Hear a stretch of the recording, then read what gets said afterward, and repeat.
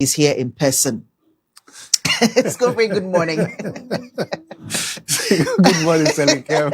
We only know the reason behind it. and our audience will bear witness that we've had him, join us for some fantastic conversations, but it's always been in video calls or online. But today we have him in person, and we are excited here at Bullet TV to have you in person. Scofray, first of all, lay a certain foundation. Tell us about the workings or operations of a coach in the life of any person. Well, Salikem, thank you for the opportunity. The nation is still mourning, so we'll still reiterate our condolences, and we duly really can sense the nation is mourning. So we share in the pain of the nation, and especially the president bearing all this. In what coaches do, coaching is a faculty of human capital development. I call it the third leg. The third leg because we have training as one of the legs of human capital development. We have mentoring, also as one of the legs where people carry others along through their expertise. Then comes coaching. Coaching is where you hold space through conversation that is more questioning based than assumption, than expertise inclined, than looking at people's past here and there. It is just questioning based. Well, when you hear questioning, but then it's so easy. It's not like that. If you are not trained and receive the right tools to be able to ask questions. So one of the beautiful things about coaching is it is very thought-provoking. It is also to partner with the client. You don't lead because you are not the expert of the client's life. So I say, I'm not the CEO of your life. You are the CEO of your life company. So you will need to lead. Then I work side by side. We need to look at where you are now and where you want to go. And coaching is holistic. Anyone who goes through coaching, no matter what the reason is, affects your personal quality life and also your professional, whether it's your parenting, whether even your normal relationship. So coaching gives you that holistic way from your now into a proposed future. Right. So in this time of national grief, when people hear courage, they ask themselves, where do you, and I want to start with courage and we'll come to compassion. Where do you want me to find the courage? When you even look at our dialect and our lingo, we struggle with how to say courage. How would you say courage in ever? Unless you use a sentence. You wouldn't find one word. Yes. It's the same way you wouldn't find the same in Akan. Because like I say, akukudra, it's not so much what courage is. But this is what courage is and it isn't. Courage is acknowledging what has happened. Courage is knowing it is going to cost you something. Courage is experiencing whatever has happened and still being able to move and still being able to take an action. So if you want to look at the full demonstration of courage, it's when women go to the labor ward. Every woman knows the journey of the 9 months on its own. It's not a fluke. The physiological changes, the biological changes, and everything. But the woman keeps on working herself out that more or less I'm preparing to push. That is courage. Because sometimes the pregnancy itself takes so much away from you that at a point you want to give up. But it is out of courage that the benefit beyond the pain, the endurance, and everything, and still want to push with your last breath on the delivery bed. That is what courage is. I'm tempted to ask you if you're a woman at this point because your description is so apt. It's unbelievable. Sorry, Kev, as a master coach, you must be apt at that level to understand what your client experience. So that is a typical example. Nelson Mandela went through all that pain there is during the apartheid era. And at the end of the day, still had the courage to walk through those doors and not let the bars of the prison to hold him back. It takes courage. It is also because we try to misequate strength with courage. So that is what a distortion is. Explain. Strength, or when we say be strong, we are just saying endure. Be able to endure. Be able to endure. And a lot of people have endured and never were they able to move beyond the calamity, move beyond the challenge they are in, move beyond what has brought them to that endurance point. But there is a beautiful story of Serena Williams, the tennis player. You know, she went through a series of challenges with childbirth. She had to endure all that. It took courage for her to step back to the court to begin to practice, because that is her purpose to live for. So that is the difference between strength and courage. Courage is doing something about the moment, doing something about what you have endured, doing something about what. That is how come I recently wrote on Facebook that don't say to people, stay strong. You are damaging the physiological chemistry that must go on, because grief already is a strong energy. Grieving is already full of something. So when you tell the person be strong, you are compounding it, because the beauty of courage is more or less when you watch your air conditioner or you watch your fridge. Sometimes you will be there and you will hear the fridge humming, very silent. At a point, it cuts, goes into hibernation before it comes back again. So that means even grieving and our emotionalities have got dimensions and how it must work. So don't say to somebody, be strong, when they are grieving, when they are in pain and all that. Sometimes the most beautiful way to exercise compassion, which we will come to, is to be silent when people are grieving. At best, share in the grief, because we are emotional beings that can think. So you can share in the grief such that you've moved from empathizing, feeling the pain, into compassion, doing something about it, demonstrating. That is why courage is important when people are going through grief, people have faced challenges, the ability to move. Sorry, Kem, the human being is not designed to sit for long. That is how come when you sit for long, it begins to give you diseases. Disease. So if you go through moments like what is happening to the nation, as we are grieving, our body is designed to go through what we call grounding or shutdown. That is how God wove us. So if you stay too long in the grieving, you are more or less locked in that space. That is why courage is required, that in the midst of the grieving, you are able to move such that the benefit of grieving that is even good for us does not become a challenge to us, because all our emotions, when they stay for too long, they are challenges. Wow. What courageous conversations do you believe that we should initiate at this point? For me, I think what we are not doing right is everybody talking.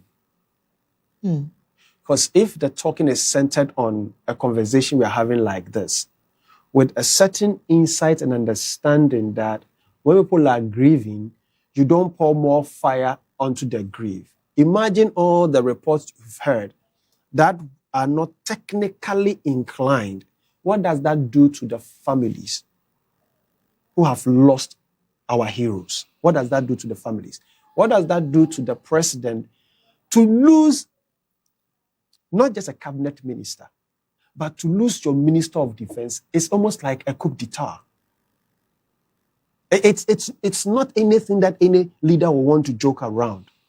So in moments like this, I'm glad the Mental Health Authority have issued I know the Ashanti Regional Minister and Konfanochi have also opened up clinical support helplines. Exactly. Those are the things. Okay. Those are the interventions required.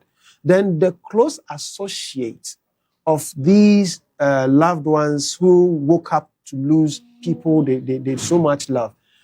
We need people who have some of this technical know-how we have to sit with them, to just sit with them, to be able to filter even the words that are coming to them. Because not every word must go to them. Not everybody must, the more than. So in moments like this, let's allow the professionals who can. That is how come in most moments like this is the mothers who want to be around their daughters. Okay. Because mothers have the deeper calibration and regulation. Then I've also explained that sometimes, and the most way is even to stay silent. You know, when you do like this, as I'm doing, it is recalibration. It's called it regulation. Okay. Sometimes just the humming, are all part of the co-regulation. Sometimes it is taking a walk, little walks here and there is all part of the regulation. But you will need to talk with the individual who is at the core of or the center of the grieving. Because it is knowledge. All the body needs is to, it is good for our end game. So a little walk here. And for me, sometimes like even the cold showers are also very important. Cold showers are also very important because it shuts down. Because grief is actually a sympathetic nervous system activity. So that's why it takes you into shut down. The closest explanation of grief will be depression, where you don't want to do anything, because in grieving, the tearing and all that, it is cortisol that goes up because stress is present. And stress is good for us until it has gone overboard. That is why it is important to have the right people around you, to have people who can cry with you and believe in your pain and still say, let's go for a walk. Because there are times if you have one-on-one coaching sessions, sometimes we need to walk. We don't sit. That's called ecological coaching. It's a beautiful way, one of the ways to have coach somebody walking through the woods, walking through the beach, and still have conversations. Sometimes the moment in coaching, a pause or what we call silence in itself is part of the process. So when people are grieving, the pauses and the silences are all part of the process. But it is important that people around them know. If you don't know, you will mean, well, if people are in an accident right now, we all want to rush and go and help. That is human. But your help without the right knowledge can rather cause the very damage you were preventing. Like what we've seen where people, the Ashanti Regional Coordination Council, had to call for people who took away parts of evidence to actually bring them back because they went there to help, but not having the right knowledge. Exactly. They wouldn't even understand because you don't even know, we still don't know what happened yet. A lot of technical research and all that report must go into it for us to know, assuming it is a chemical attack. The fact that you touch a part of the aircraft, you've taken it home. So that is how come the call is a good one, because all can form part, because it's not a souvenir. If it be a souvenir, it should be those whose loved one have been lost. But remember, not all souvenirs. Some people lose people and they can't sleep on the same bed again. So they can't sleep in the same room again. So some of this can also become a reminder. So it takes a lot of work and effort that goes into it. At this point, we're all expecting our leaders to exhibit courage. But we've seen ministers crying. We've seen presidents crying. How do they, show strength without bypassing show courage without bypassing the real pain? For me, again, I think I wrote on my Facebook again that if there's anything I take out of this event, it is for the fact that I saw, or we all saw, our president not only grieving, but that is the courage part, but demonstrating the grief. For a man to cry, that is courage. That is courage. Because in the face of all this, by culture, a man is told never to cry. So it takes courage to defy these beliefs, to exercise that vulnerability. That is courage.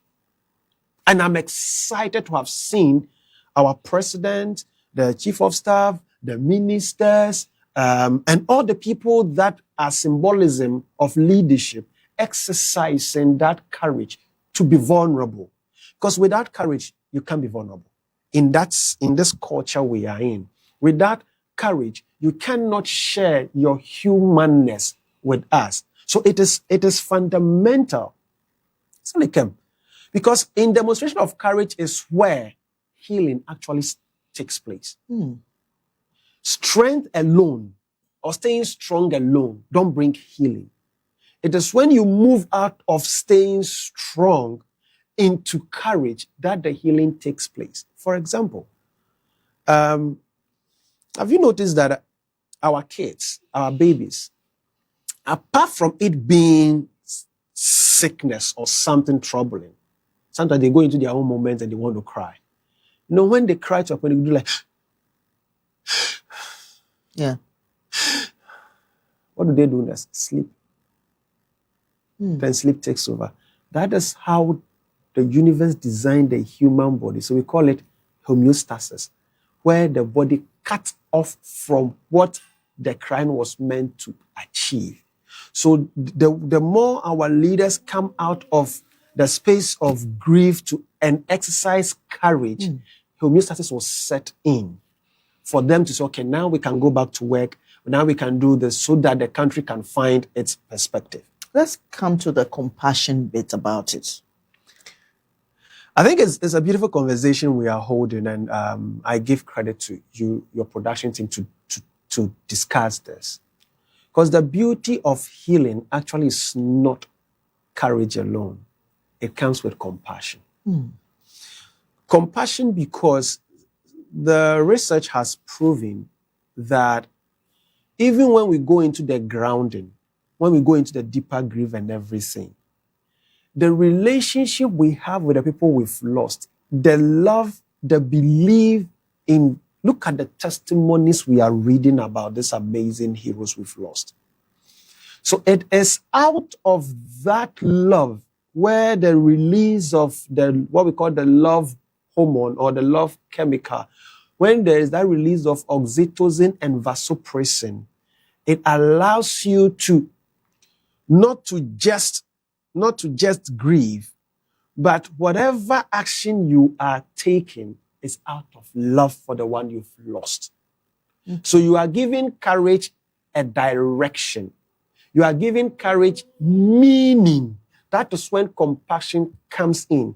So empathy is almost like staying strong, but in a certain vulnerable essence. But compassion goes beyond empathy by taking an action. That is how courage is required for an effective compassion to take place. So compassion is holding the memory out of the love you have for the people we've lost and still taking action, still being able to do the things that is required. Because, Selikem, what is so amazing, what is so breaking is Dr. Omane Boama and how he has served this nation, not even in political life, even in medicine. And we wouldn't have the body to perform the funeral rites.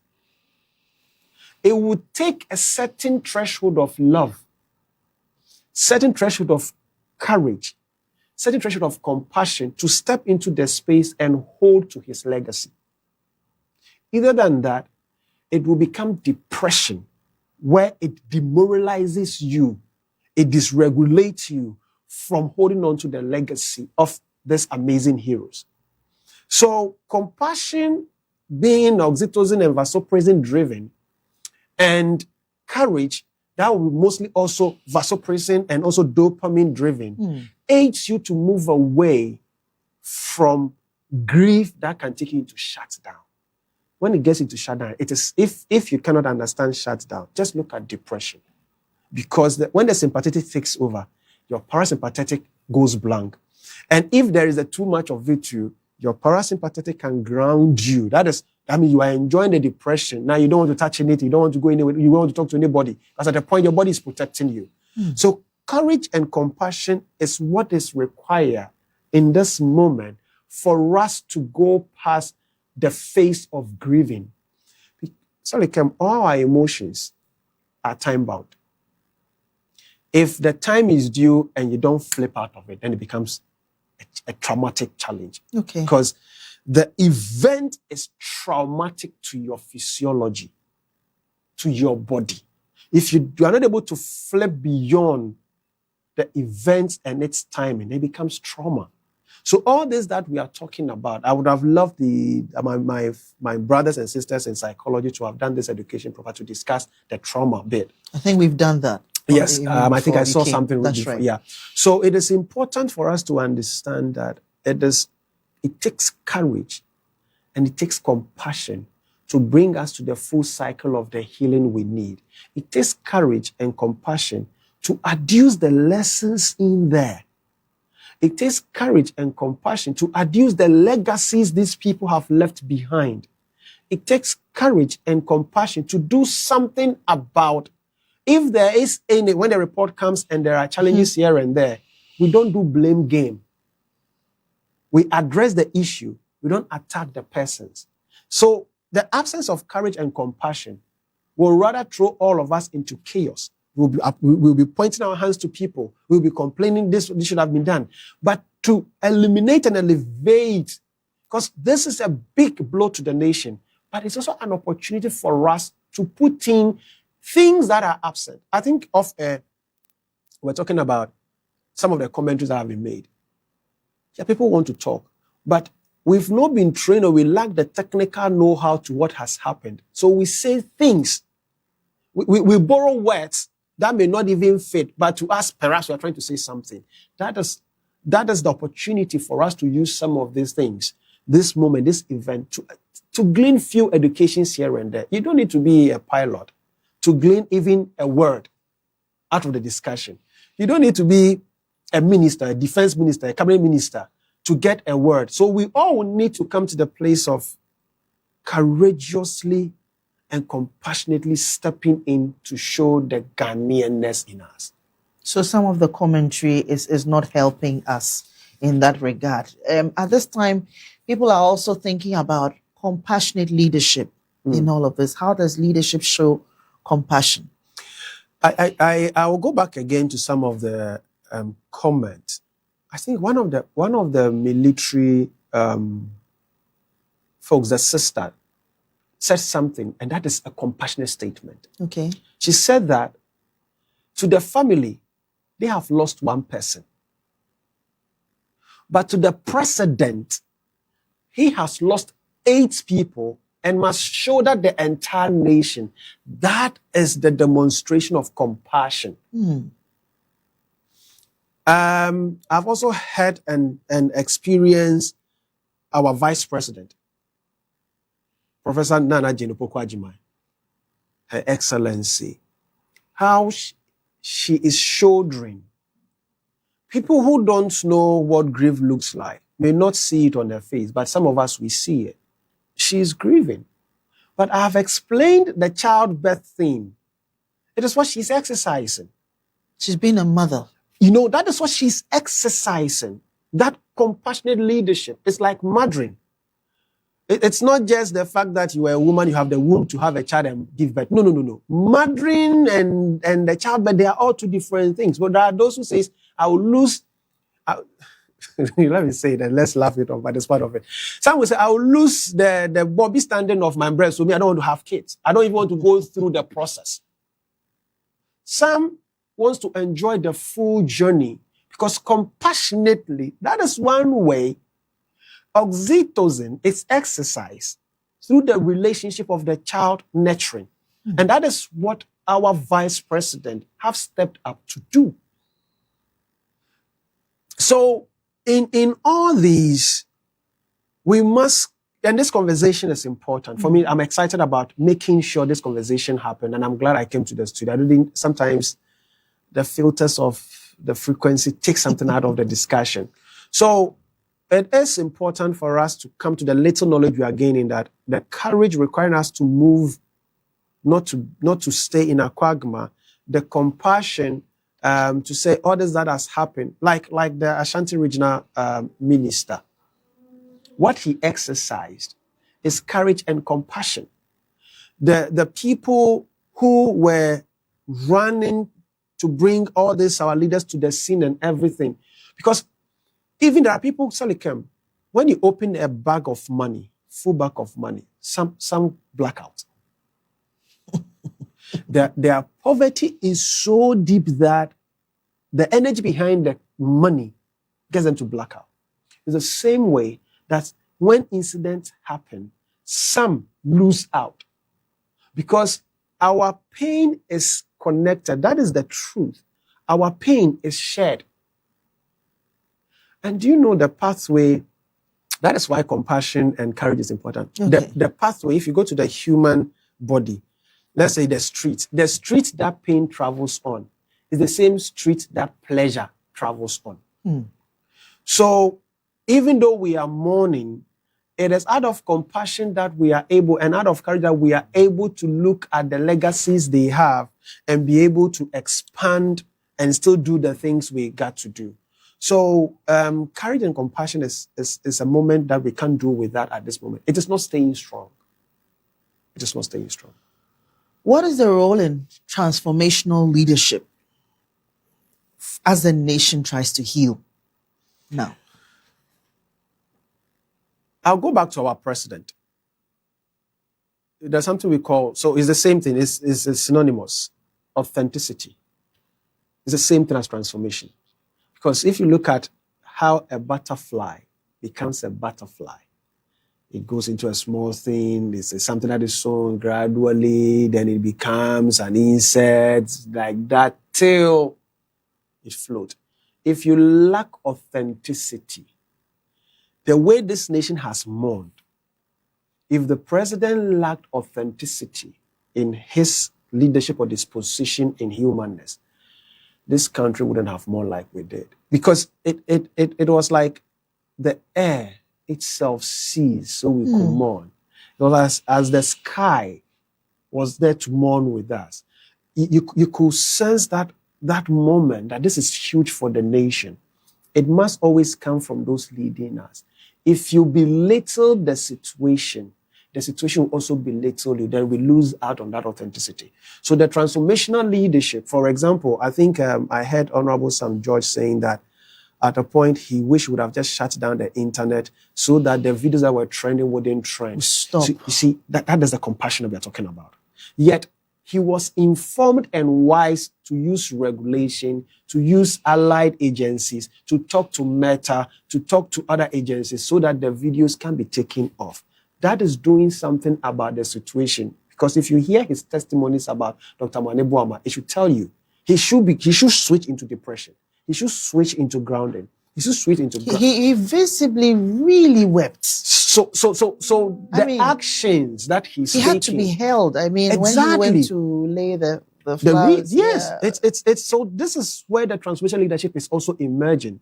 That he was able to say, okay, no, let's allow the agencies itself to help on this. That is transformational leadership. That is authenticity. If you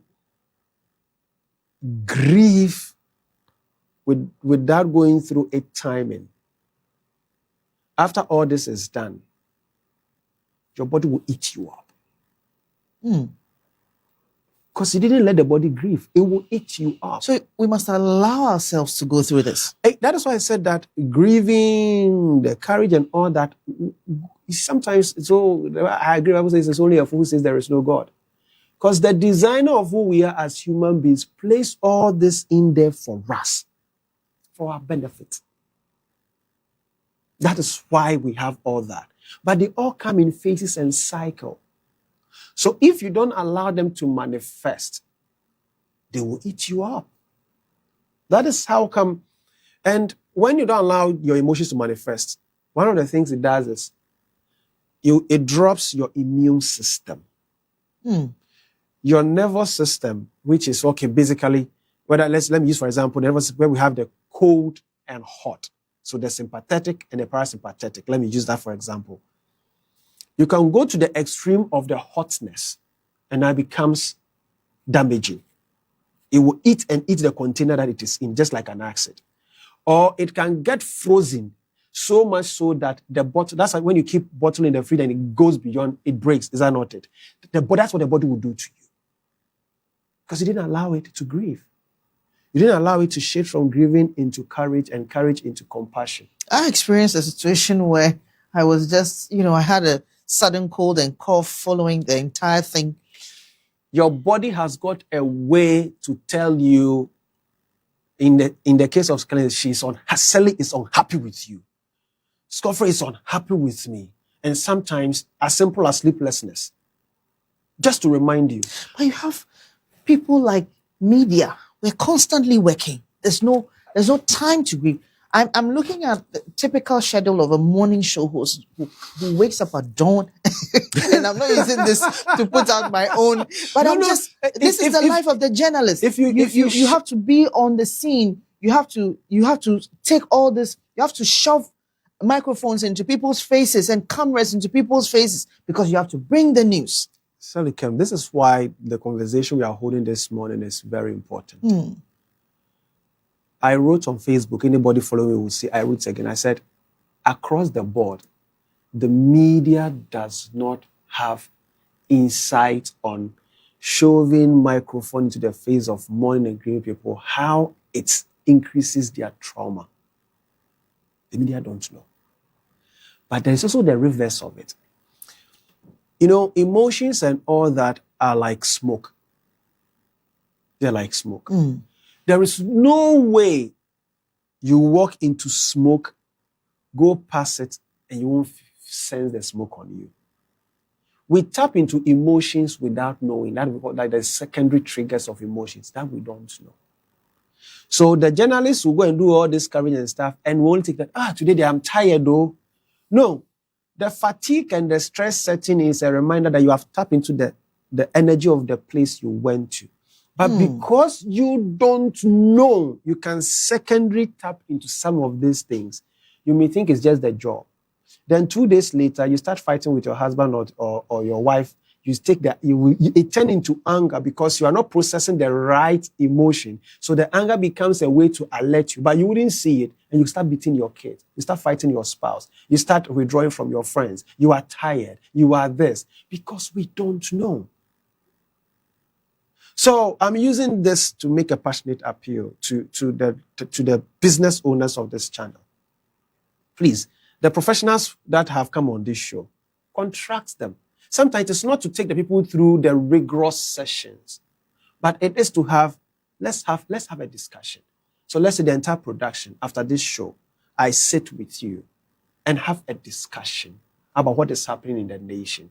And a certain question I will ask can trigger the right emotions that we don't know are there.